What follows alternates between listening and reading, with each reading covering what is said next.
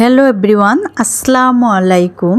আজকে আমি নতুন একটি রেসিপি তৈরি করছি। সম্পূর্ণ আমার সৃষ্টি রেসিপিটা, মানে আমি তৈরি করছি ডিম পিৎজা। সবসময় যে একই রকম ট্রেডিশনাল বা যে পিৎজা আমরা খেয়ে থাকি সেগুলিই খেতে হবে তা কিন্তু নয়। একজন শেফের কাজই হচ্ছে সৃষ্টি করা, নতুন নতুন রেসিপি সৃষ্টি করা, মানে আবিষ্কার করা। কাজে আমি সম্পূর্ণ নিজে থেকে এই রেসিপিটি তৈরি করেছি ডিম পিৎজা। মানে ডিম পিৎজাটা খুবই ইয়াম্মি, মজাদার এবং হেলদি একটি খাবার। একদম খুবই কম উপকরণে খুবই সহজে তৈরি করা যায়, এবং যে বাচ্চারা সাধারণত ডিম খেতে চায় না অথচ তারা পিৎজা লাইক করে, কাজে তাদের জন্য এটা খুবই হেলদি এবং উপকারী এবং সহজে খুব বাচ্চাদেরকে ডিম খাওয়ানোর পদ্ধতি।